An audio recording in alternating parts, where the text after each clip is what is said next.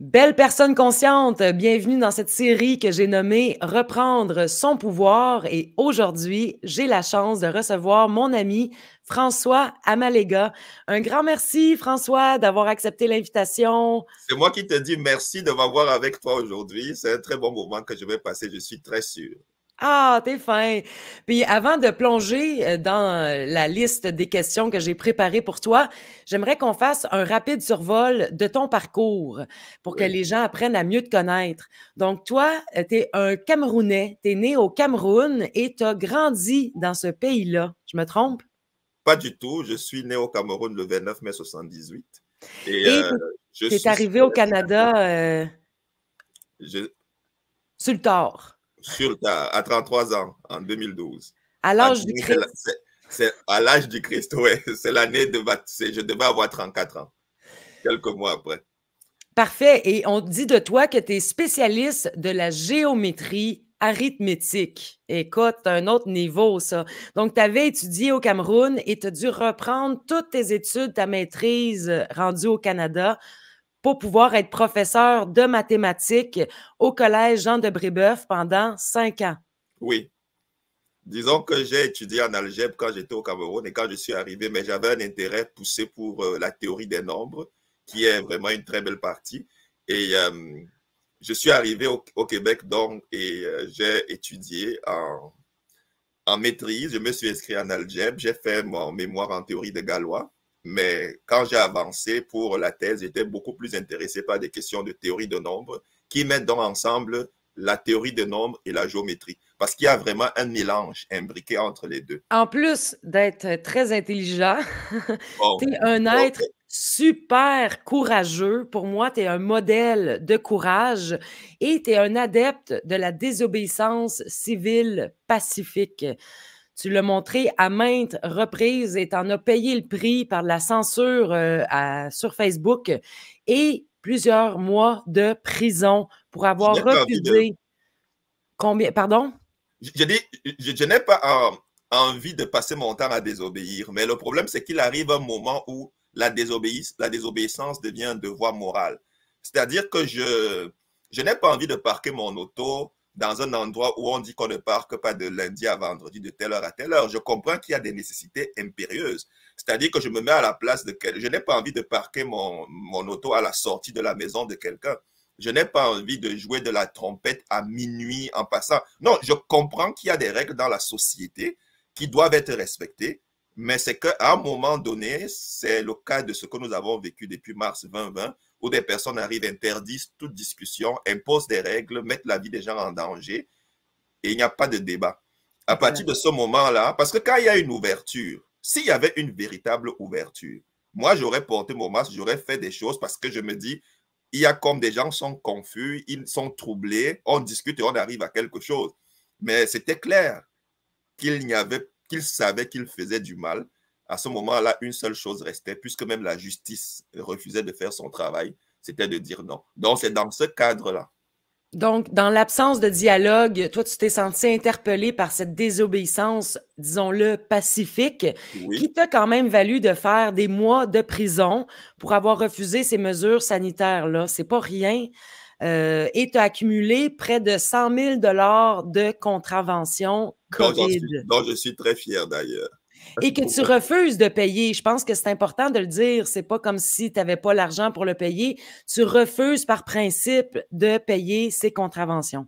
J'attends depuis qu'ils viennent m'arrêter et c'est depuis le 3 mai 2023, donc de l'an passé, ça fait à peu près 8 mois.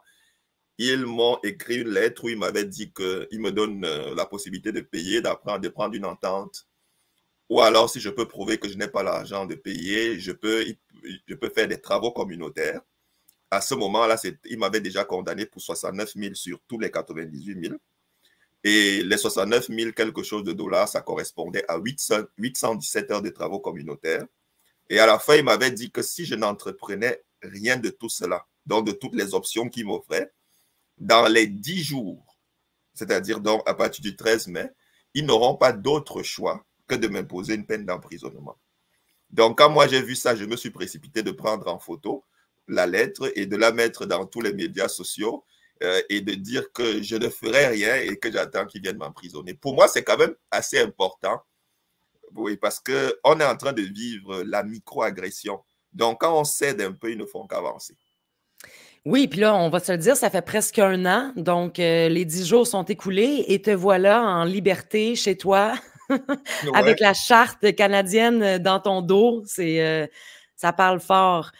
Mais tu as eu plusieurs procès, mais il faut le dire, tu as été acquitté 2 fois. Oui, 2 fois, les juges ont reconnu que je n'étais pas coupable pour les choses pour lesquelles on m'accusait. C'est excellent. J'aimerais citer le juge Denis Galiatsatsos qui dit: On ne détient pas les gens en prison du simple fait qu'on les trouve fatigants, dérangeants. Et surtout, et c'est triste d'avoir à le rappeler, on ne détient pas des citoyens en prison du simple fait qu'ils sont peut-être contre des décisions gouvernementales ou qu'ils ont osé manifester leur désaccord avec les lois et des mesures. J'ai trouvé ça très important, ce rappel, parce qu'on dirait que tu servais de modèle à dire, bon, lui, il dérange, on va l'envoyer en prison.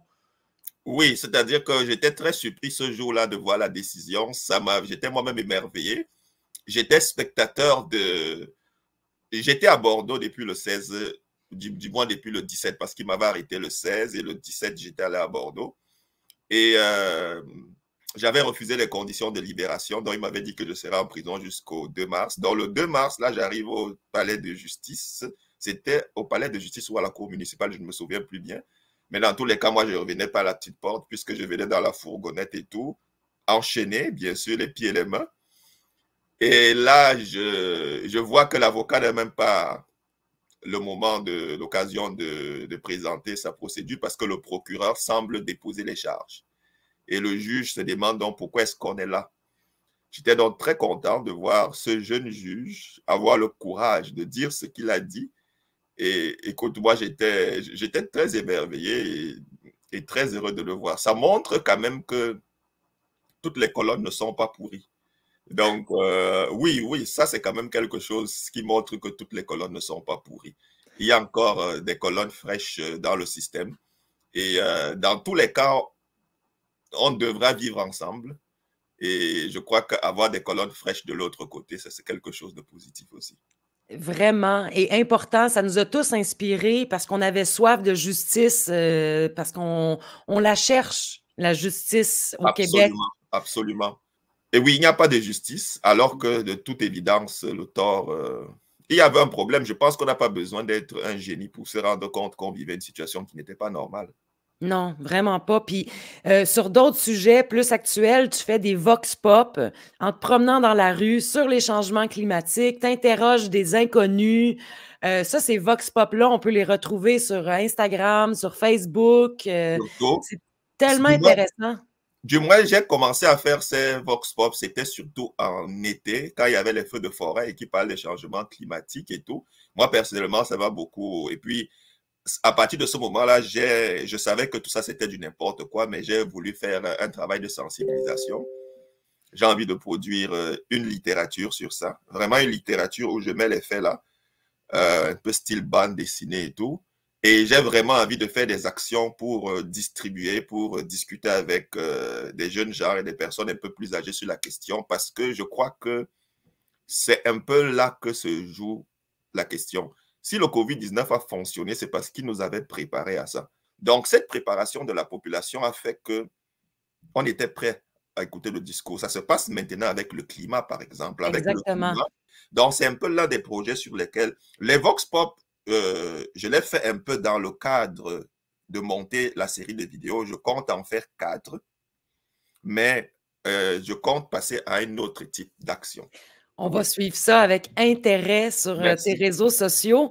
Et d'ailleurs, sur tous tes réseaux sociaux, tu écris une phrase: Tu attends impatiemment le retour de Jésus. Oui.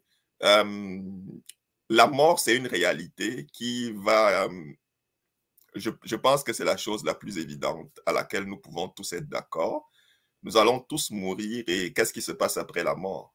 Ah, Moi, j'ai personnellement recherché avoir la solution. Autour de mes 13, 14 ans, j'ai commencé à lire la Bible, j'ai discuté avec plusieurs personnes Et là, j'ai compris que la Bible disait que le monde avait un problème et le problème du monde, c'était le péché. Parce que quand on parle des choses comme corruption, mensonge, vol, adultère, meurtre et tout ça, ce sont des péchés. Donc, si ces choses n'étaient pas là, le monde ne serait pas dans la situation actuelle.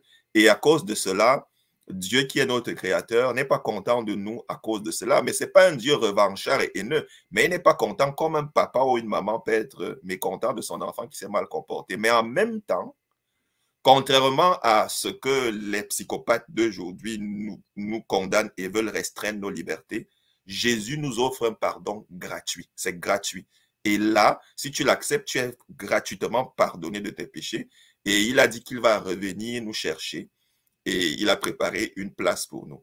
Tu es un homme qui assume à 100% sa foi. Je trouve ça très beau de te voir assumer autant. Et ben, ça me fait entreprendre ma liste de questions, dont la première, vu que la série s'appelle « Reprendre son pouvoir », je me rends compte que pour plusieurs, c'est différent. Donc, selon toi, ton expérience, tes croyances, qu'est-ce que ça signifie de reprendre son pouvoir? Donc, en réalité, ta question, comme tu as des questions très profondes, et ça suppose déjà qu'on a perdu le pouvoir. Ça, c'est la première chose. Ça suppose qu'on a perdu. Et quand tu évolues dans la société, tu te rends compte que le regard des autres, ce que les autres pensent, que tu le veuilles ou pas, a une certaine influence sur toi. Et aussi, quand tu regardes tes limites, que ce soit des limites physiques, les limites relationnelles dans le sens où quelqu'un qui, je veux dire, veut devenir un artiste et qui a déjà ses parents dans ce monde artistique a plus d'avantages que l'autre, et ainsi de suite. Un enfant, par exemple, qui a ses deux parents enseignants, a, qu'on le veuille ou pas, un peu plus d'avantages dans le domaine des études qu'un enfant qui est dans un village et des choses comme ça. Bon. Bref, toutes ces choses font que on a d'une façon ou d'une autre un certain nombre de limites. Mais la plus grosse limite, c'est vraiment le regard des autres, ce que les autres pensent. C'est pour ça que moi, je pense que reprendre son pouvoir, c'est arriver à agir et à prendre des décisions en ayant comme seul maître que sa conscience. Moi, je crois que c'est vraiment ça.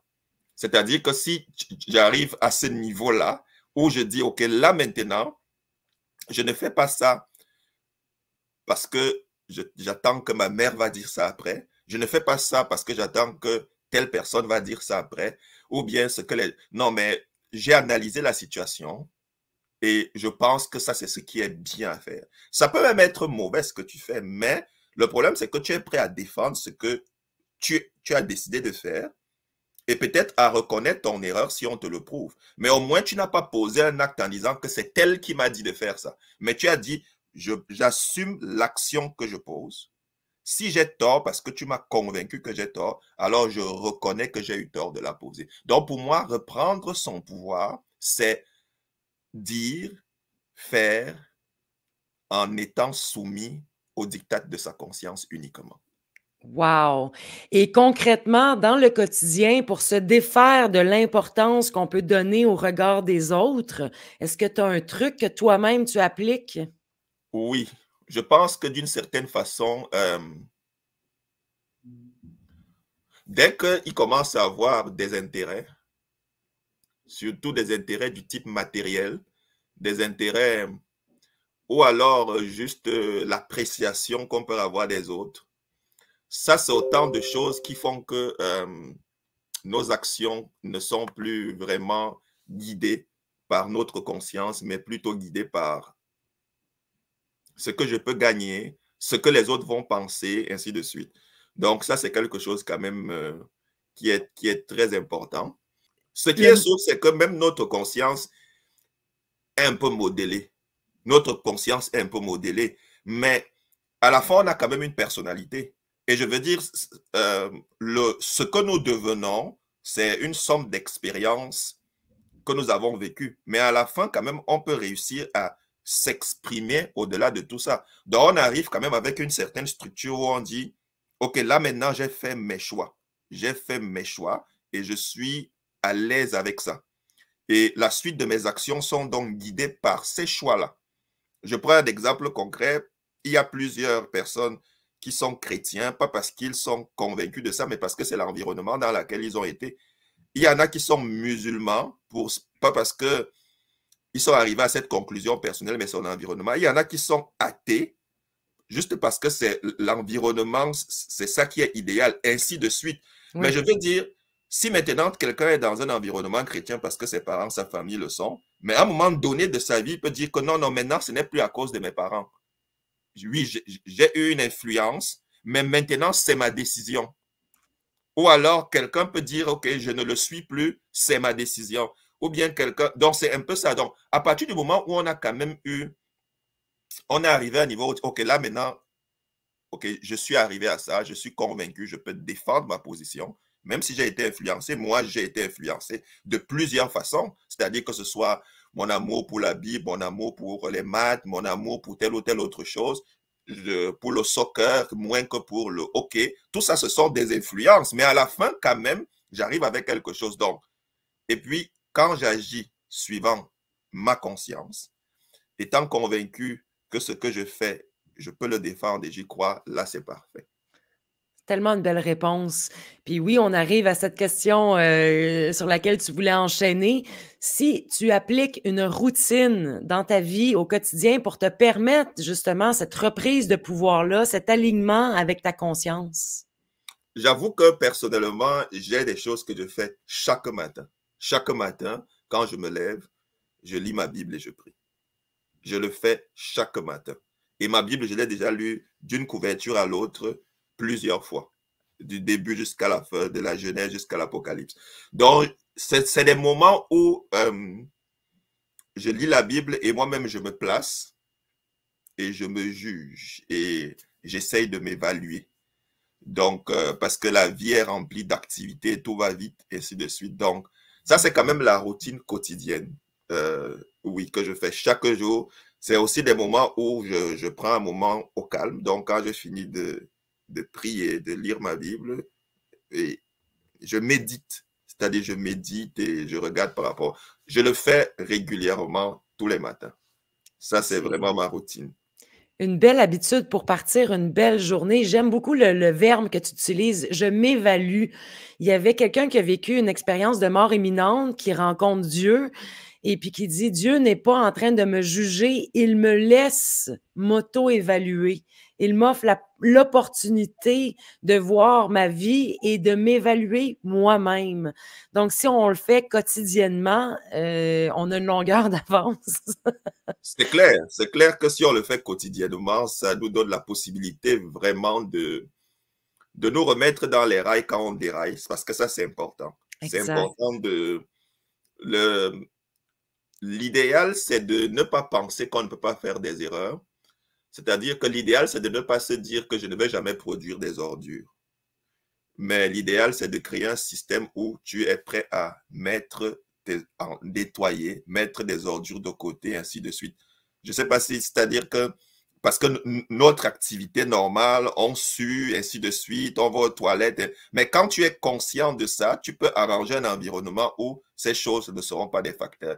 Mais penser que ma sueur ou telle autre chose, c'est de l'or et que ça ne dérange pas les gens, c'est ça qui est trompeur. Donc, être conscient du fait que je peux dérailler et tout, prendre ça en conscience et chaque matin, régulièrement, savoir où est-ce que j'en sais, ça c'est utile. Mais penser que je suis la règle de la bonté et de tout, c'est ça le problème, parce que même si je m'égare, comme je suis la règle, ça devient ce qui est bon. Un peu ce que François Legault. Puis on reste humain aussi, donc de se réaligner avec ce qui fait du sens pour nous à chaque matin, d'orienter sa journée, c'est de s'assurer du moins d'être sur la bonne track, comme tu dis. J'aime beaucoup ça. Puis quand tu as un petit creux d'énergie, est-ce qu'il y a quelque chose que tu mets en place pour remonter le moral? Déjà que quand c'est un creux d'énergie physique, à certains moments, tu n'as pas le choix que de t'arrêter. Parce que le creux peut être purement physique, là. C'est-à-dire que vraiment, tu prends du temps et tu te reposes. Oui. Et aussi, le sport est quelque chose qui est très utile. Parce que parfois, parce que moi, j'aime faire la course à pied. J'aime vraiment faire courir à pied, beaucoup, oui. Et là, ce que ça fait, c'est que quand tu te fatigues vraiment, quand tout se passe très bien, parce qu'il y a des moments, parfois, je suis hyper occupé, mais de façon générale, j'essaie de courir une journée sur 2. Par exemple, je cours lundi, mercredi, vendredi, des choses comme ça, ainsi de suite. Parfois, il peut arriver que ce soit plutôt 2 journées, des choses comme ça, mais je le fais généralement les soirs, vers 23 heures. Je finis peut-être autour de... Oui, oui, généralement, je fais ça et je rentre. Je suis fatigué et je m'endors. C'est parfois très important c'est-à-dire d'être brisé comme ça et de pouvoir s'endormir. Parce que l'autre problème, c'est que quand la fatigue n'est pas seulement physique, parce que la fatigue peut être mentale, et que tu te couches et tu n'es peut-être pas fatigué physiquement, mais le problème, c'est que ton cerveau est un moteur.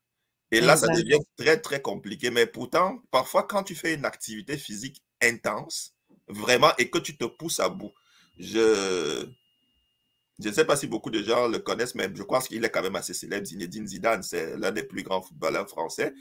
Et il dit que c'est une chose de s'entraîner au niveau où tu veux t'entraîner, mais c'est une autre chose de t'entraîner au niveau où on te dit que tu dois t'entraîner. Donc, Wow. je dis ça pour dire que je comprends, parce que quand je cours parfois, je peux courir, je me dis, OK, c'est satisfaisant aujourd'hui. Mais il y a des moments où je veux vraiment courir pour me briser. C'est-à-dire que je cours où je me brise. Je rentre et je me couche comme un bébé. Et ça fait tellement du bien. Ce sont des aspects tellement simples, mais très pratiques. C'est-à-dire, c'est comme si tu te tuais. Et ça, tu n'as pas eu besoin de prendre une drogue. Tu n'as pas eu besoin de prendre un antidépresseur. Tu n'as pas eu besoin. C'est-à-dire, tu te brises là.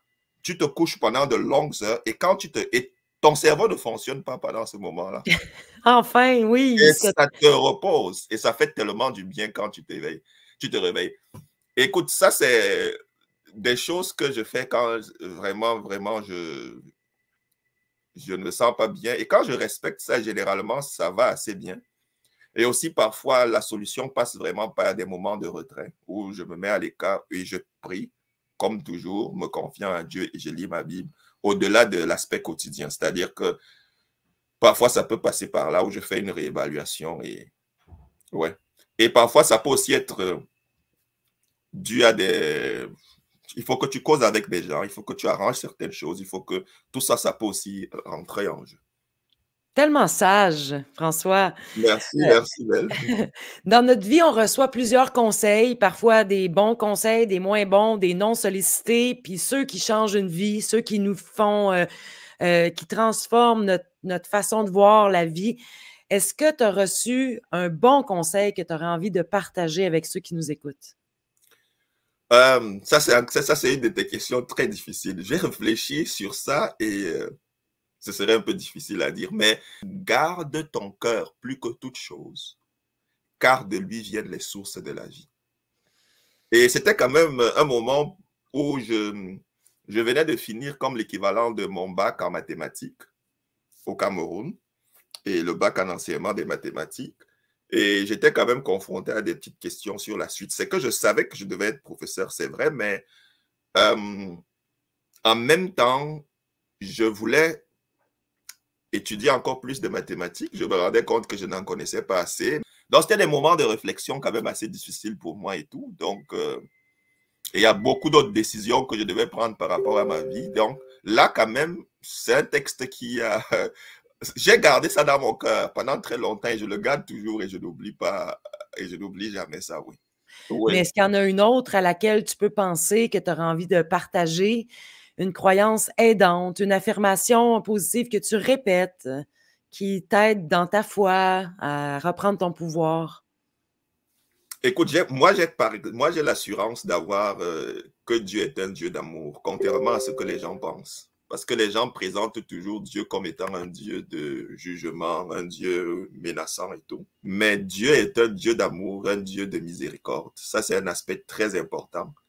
Et ça fait totalement la différence. Ça fait totalement la différence. Ben, c'est que de croire que Dieu est amour, c'est inspirant à vouloir se rapprocher d'être, d'incarner cet amour-là.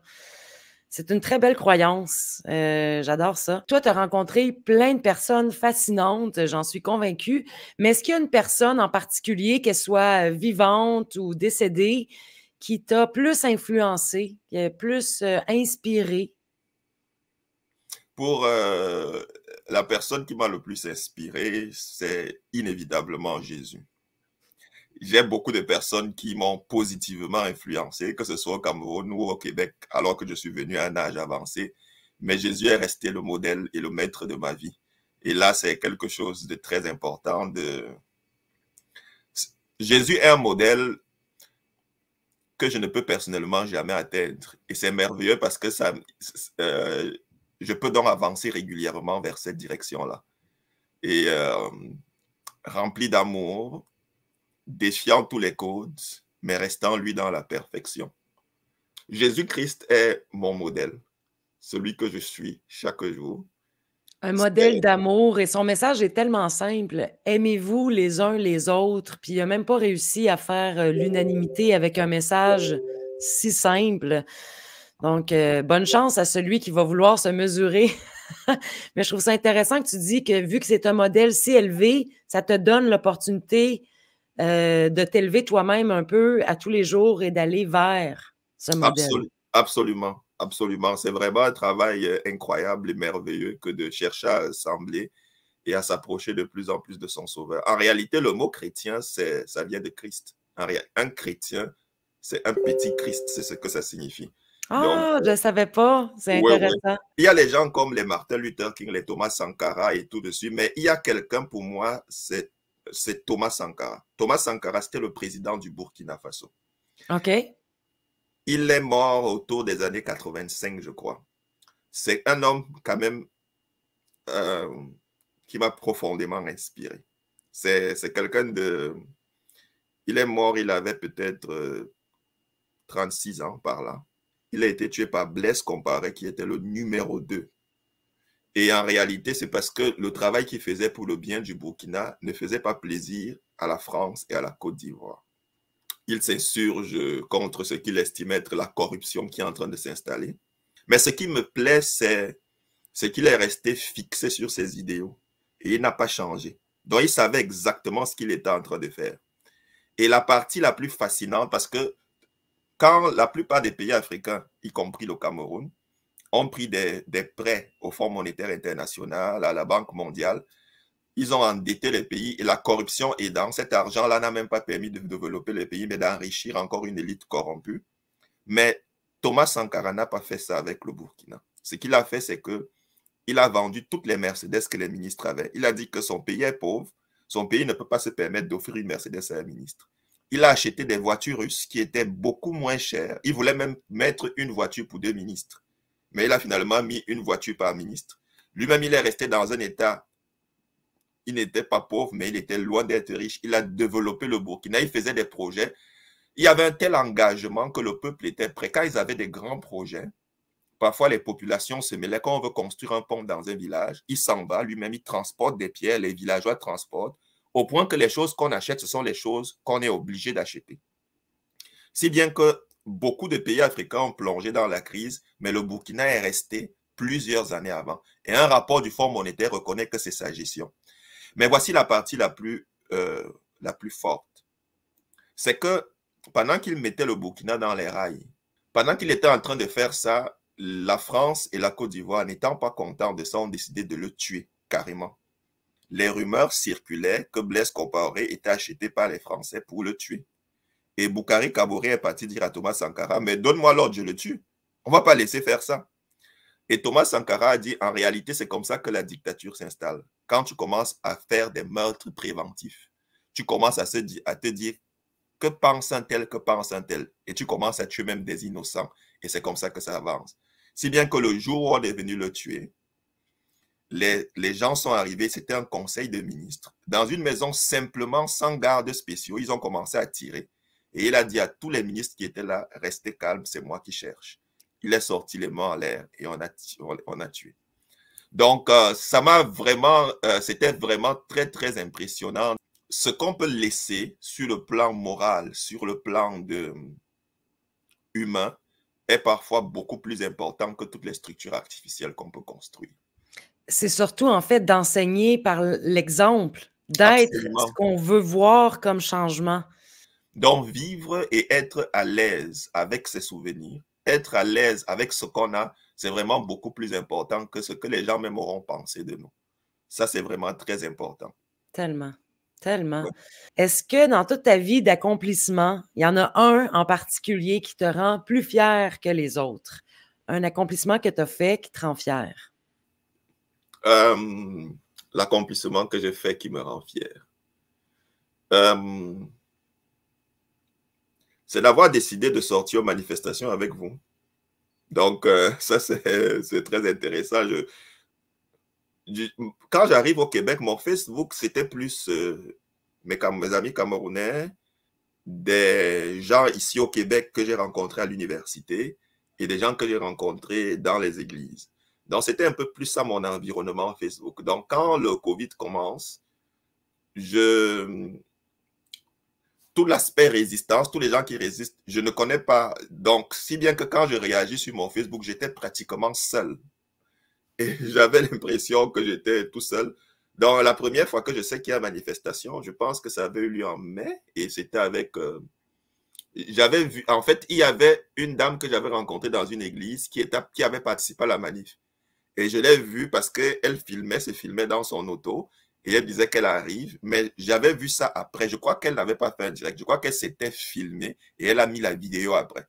Et après, je lui ai écrit, je lui ai dit, mais ça s'est passé où, quand et tout. Moi, et c'est comme ça que j'ai commencé à découvrir plusieurs vidéos qui passaient par là et tout. Et puis, moi, je pense que ça, c'est quand même important d'avoir fait ce pas-là, de rejoindre des gens qui ont décidé de sortir, de marcher et tout. Et puis les autres choses se sont mises en place naturellement. Donc, avoir pris cette décision que, OK, aujourd'hui, parce que c'est une décision, moi, je ne reproche pas toujours à certaines personnes parce que parfois, c'est le premier pas qui n'a pas lieu. C'est-à-dire qu'il y a comme un premier pas qui n'a jamais lieu et les gens restent cantonnés. C'est-à-dire les gens se disent, ah, les manifs, ça ne va rien faire et tout, ils restent chez eux et ils ne prennent jamais le pas. Mais moi, je pense que les manifs ont et restent toujours un élément important quand ils restent pacifiques et quand on a la possibilité d'exprimer notre message. Et je crois que plusieurs choses que j'ai même découvert après, c'est parce que j'ai rencontré des gens dans les manifestations. Et Oui, quand tu rencontres des gens dans les manifestations, c'est clair que tu discutes avec des gens, tu deviens leur ami Facebook, ils partagent des liens, tu partages aussi, tu t'enrichis, tu continues à avancer, à grandir, à comprendre des choses. Et tout ça, c'est important. C'est quelque chose qui, oui, c'est quelque chose qui est très important. Moi, je crois que ça a été vraiment dans le moment, dans ces années qui se sont passées depuis mars 2020, avoir pris cette décision-là, je crois que c'était l'une des choses pour lesquelles je suis vraiment, vraiment, vraiment fier. Parce que pour beaucoup de personnes, ça peut être que oui, mais ça ne sert à rien, vous perdez votre temps. au contraire, j'aime bien que tu mettes l'accent sur le fait de se rencontrer, de refaire son cercle, de se sentir moins seul, mieux accompagné. Mais Euh, c'est pour ça que je n'ai pas envie de dire qu'on a déjà la victoire parce que François Legault est toujours Premier ministre du Québec, exact. Justin Trudeau est toujours là. Euh, les contraventions COVID sont toujours... Parce que moi, je dis toujours aux gens que moi, je suis constant d'avoir relié ma vie à ça parce que tant que les contraventions COVID doivent être payées, tant que c'est une exigence, ça signifie que le gouvernement dit qu'il avait raison de faire ce qu'il avait fait et qu'il peut recommencer si c'est nécessaire.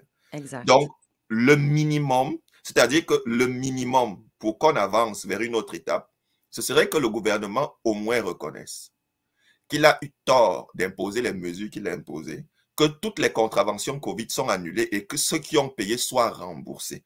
Ça serait au moins... Mais tant que c'est là, le problème reste entier. C'est pour Et ça que... il y a des pays qui l'ont fait, ça d'ailleurs, d'annuler toutes les contraventions COVID. Absolument. Donc, c'est pour ça que... Mais j'avais une chose que je voulais dire là, j'ai l'impression que je me suis un peu égaré. Mais bref, ce que je veux dire, c'est que si nous sommes arrivés où nous sommes déjà là quand même, parce qu'il y a déjà eu plusieurs avancées qui se sont produites, c'est parce qu'on a été ensemble.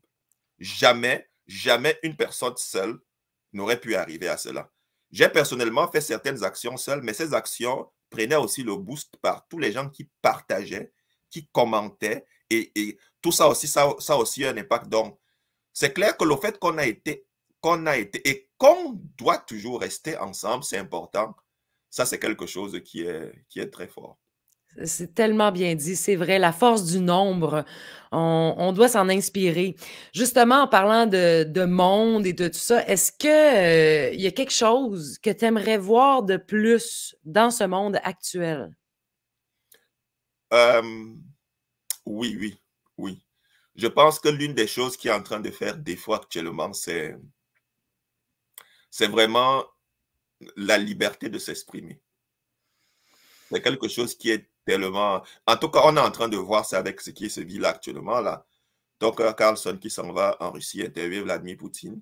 Avant que l'entrevue ne sorte, bon, l'entrevue est sortie hier, mais avant que ça ne sorte, les gens disaient déjà que c'est le jouet, c'est la poupée de Vladimir Poutine, ainsi de suite. Il ne devrait pas parler de ça et tout. Et moi, je me dis, entre moi qui étais au Cameroun et le moi qui est au Québec, j'ai gagné beaucoup de choses en venant au Québec. Je veux dire, sur le plan humain, sur le plan de... J'ai vraiment gagné et compris des choses que je n'aurais jamais compris. Je me souviens, c'est quelque chose de banal, mais je vais quand même te le dire. Au Cameroun, on a le plantain frit. Tu dois certainement connaître ça, la banane plantain. Parce qu'il y a la banane plantain, mais il y a le plantain, pas la banane douce. OK. Parce qu'il y a la banane douce, celle qu'on mange sans Oui, cuisiner, mais il y a la banane plantain. oui. C'est la même texture, mais c'est un peu plus dur. Donc, ça, c'est très bon, très bon. Mais alors, un jour, je suis en train de causer. Je suis ici au Québec avec un Québécois. Mais lui, il avait fait un tour au Cameroun, faire comme un stage et tout. Il avait passé quelques mois là-bas. Mais pendant qu'on est en train de causer, on discutait de tout et de rien. Et je lui parlais de la banane plantain. On n'était pas seul, on était un groupe de personnes, peut-être 6. Et je disais comment c'est, pour moi, l'un des aliments les plus bons et tout et tout. Et lui, il m'a dit, naturellement, ce n'est même pas bon. J'ai goûté ça, ce n'est même pas bon. Non, mais il disait ce qu'il pensait. Ce n'est même pas bon. Lui, il n'a pas trouvé ça bon. Donc, mais ça, c'est quand même... Non, non, mais ça, c'est important pour moi parce que ça me montre que je peux trouver que quelque chose est très bon et une autre personne trouve que c'est pas bon. Mais pourtant, on s'aime, on vit ensemble et on continue. Donc, mais moi, je trouve, pour moi, la banane, quand tu me donnes une banane plantain, surtout quand elle est frite et quand c'est un peu mûr, waouh, c'est incroyable. Oui. Mais lui, c'était pas bon. Il a été au Cameroun, donc il a été même à l'endroit où c'est comme, si on peut dire, l'original et tout. Lui, il n'a pas trouvé ça bon. Pourtant, on avance, et ainsi de suite. Lui, il trouve peut-être autre chose. Bon, moi, je ne trouve pas, mais ça, c'est quelque chose qui est vraiment très important. Et là, on voit, j'arrive au Québec, et ça, ce n'est pas l'attitude des Québécois, c'est l'attitude d'une élite corrompue qui veut monopoliser le monde occidental et nous soumettre. On est maintenant en train de dire que je dois penser d'une seule façon. D'une Mhm. seule façon. Et moi, je pense que faire ça, ce serait perdre aussi. En venant au Québec, j'ai gagné beaucoup de choses. Me soumettre à ça, ce serait perdre beaucoup d'autres choses. Donc, Exact. il y a pourtant cette liberté d'expression-là où on peut causer, écouter ce que Poutine dit, écouter ce que tout le monde dit, écouter que l'autre peut être fortement en désaccord avec ce que moi je crois, sans toutefois que ça ne soit un état de guerre. Moi, je pense Exact. que c'est une situation dont on a besoin aujourd'hui, vraiment. Et c'est l'une des choses qui manque, la liberté de pouvoir s'exprimer, de pouvoir être assis en face de quelqu'un qui pense le contraire de ce que toi tu penses, mais pourtant de ne pas être en guerre. Et de continuer le dialogue. Oui, c'est tellement inspirant. Ouais. Peu importe nos différences, il y aura toujours plus de choses qui nous unissent que de choses qui nous séparent. Parmi tous les livres que tu as lus, j'aimerais connaître un en particulier qui t'a aidé à avancer, à cheminer, évoluer, un livre qui t'a marqué. Naturellement, c'est la Bible. C'est tellement profond. Je la lis régulièrement tous les matins. Puis j'imagine aussi que ce que tu en retires aujourd'hui à 40 quelques années, c'est pas la même chose que tu en retirais il y a 20 ans.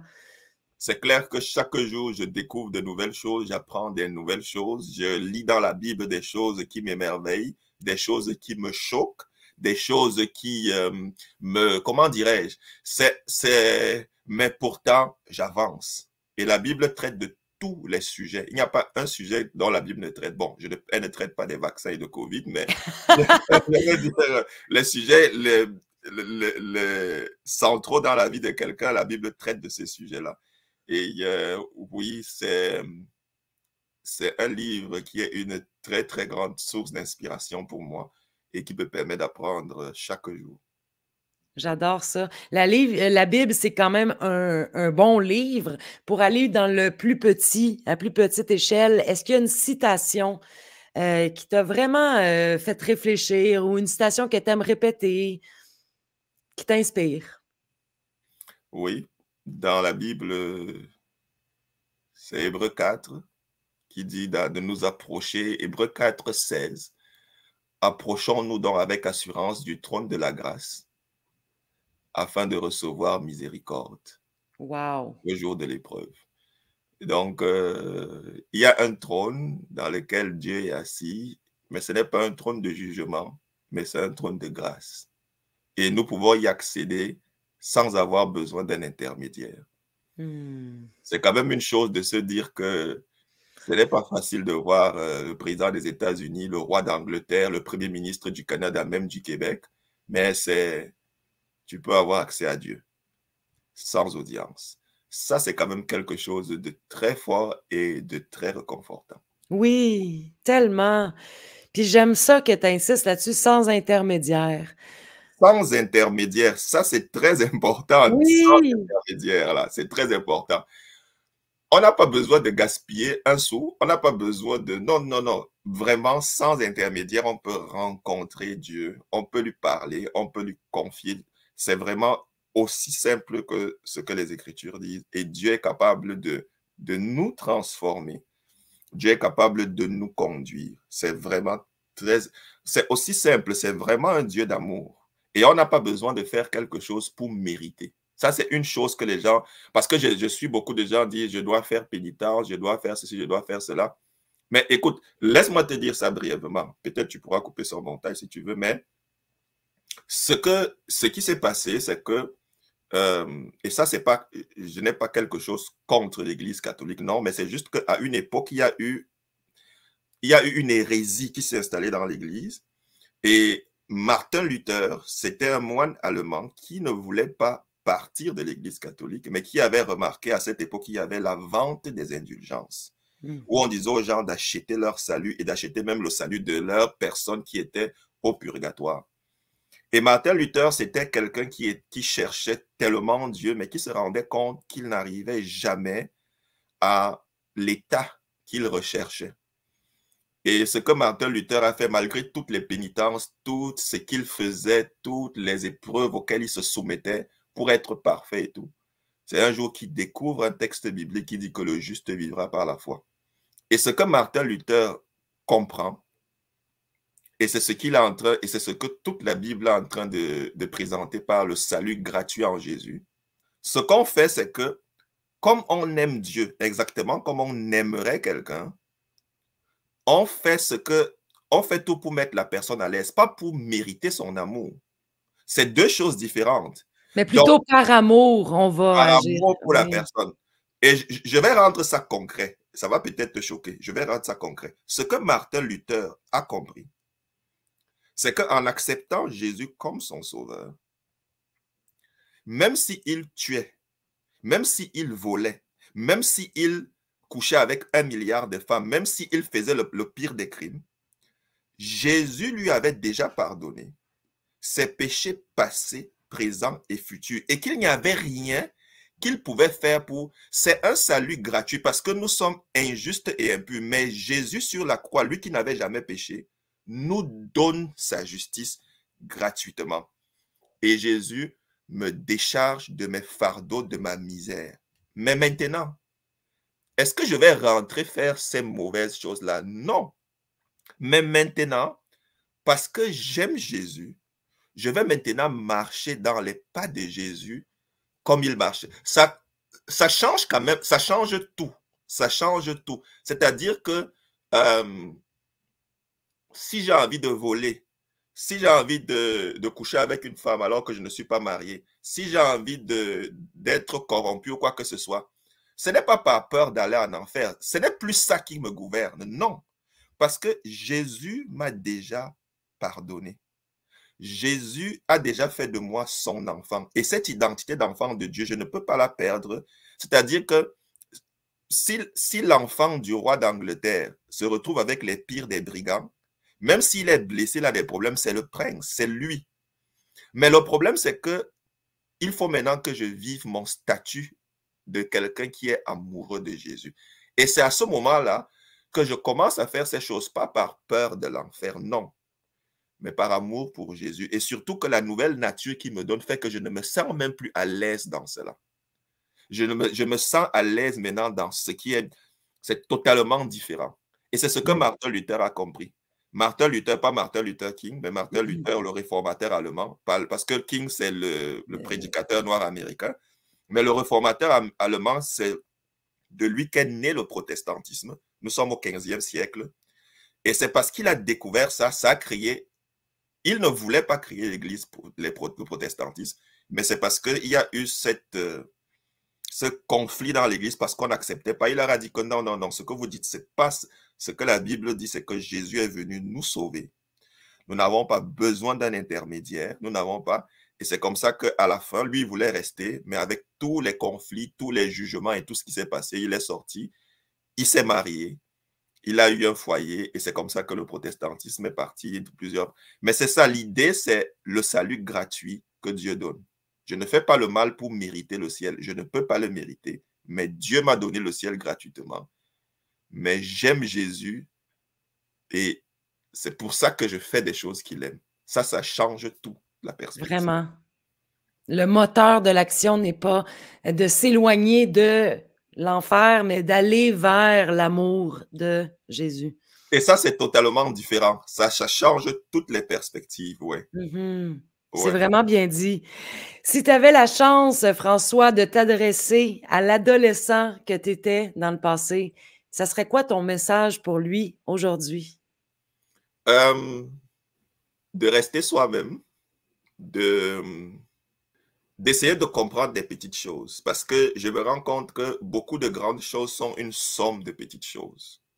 C'est-à-dire que passer son temps à faire des petites choses simples, prendre le temps pour faire quelque chose.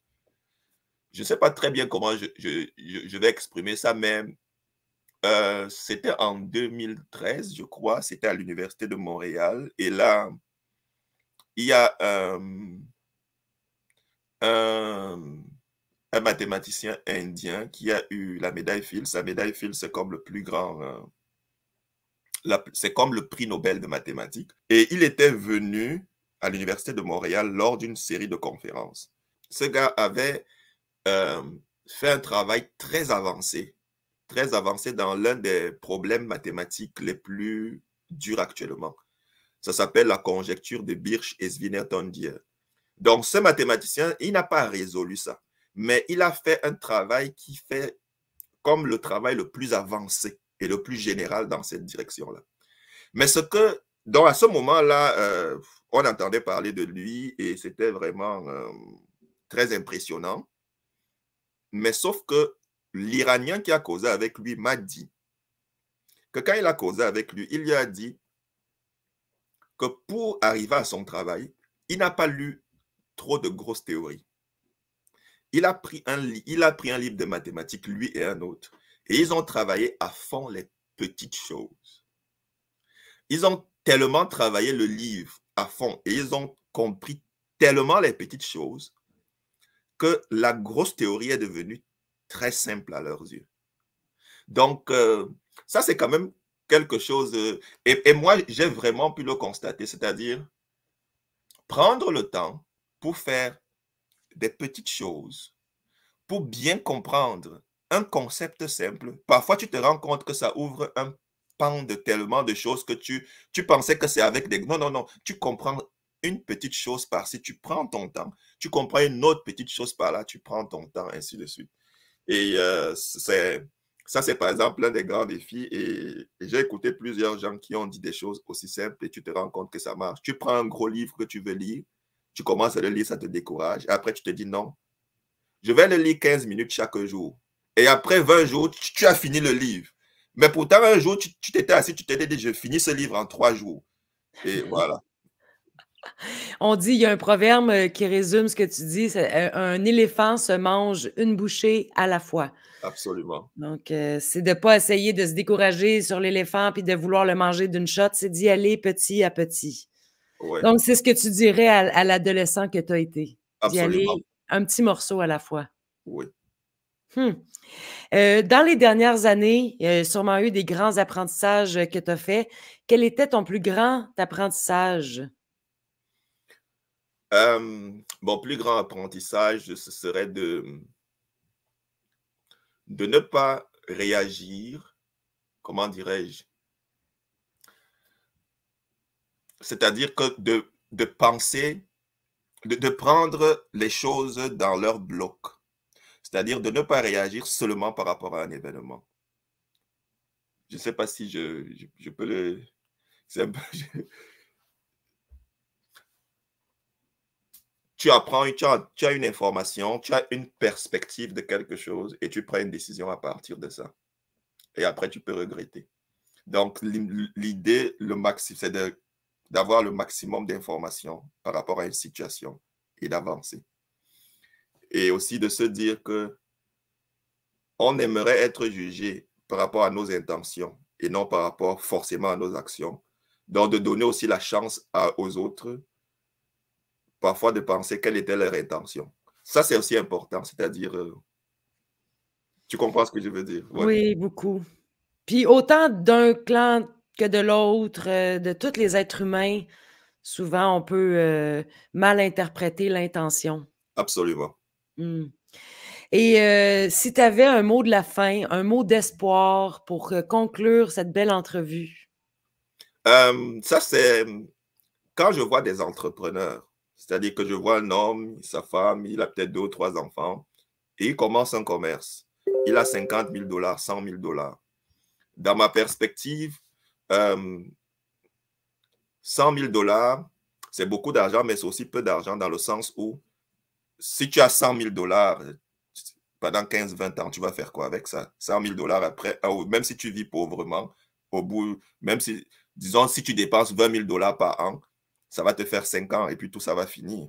Mmh. Mais de voir quelqu'un qui est confiant à l'avenir, il crée une entreprise et puis 5 ans après, il est millionnaire, ainsi de suite. Mais je veux dire, il y a quand même eu quelque part un peu de la foi dans ça.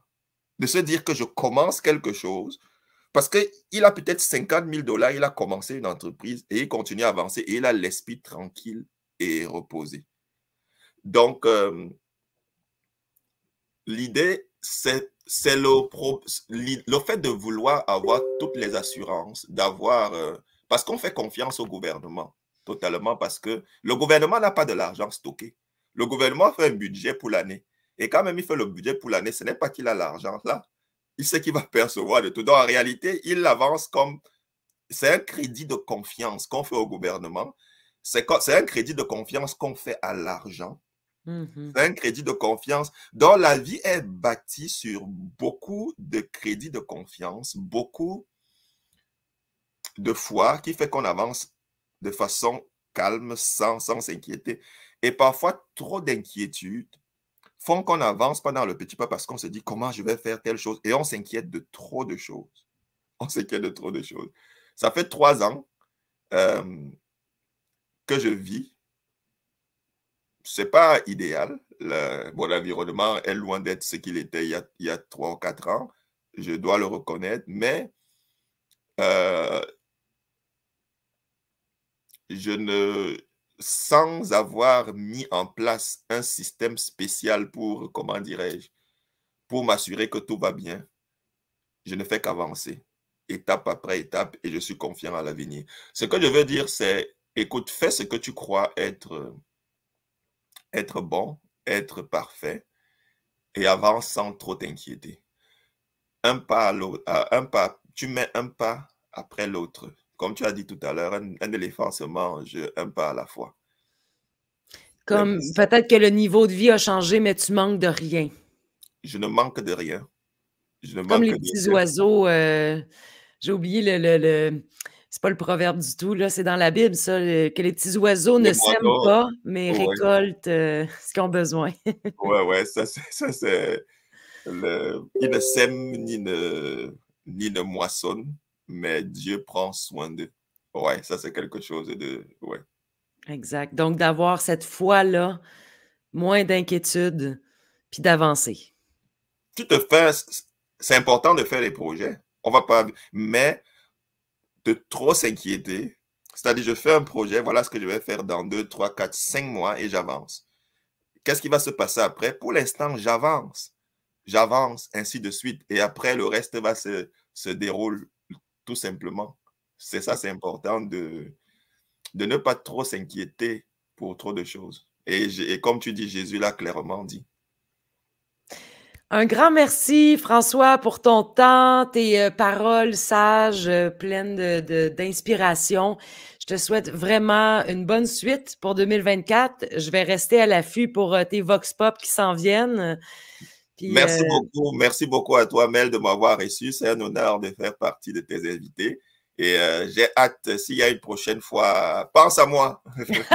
Parfait. Je t'embrasse. Merci beaucoup. Merci à toi aussi. Bye. Bye.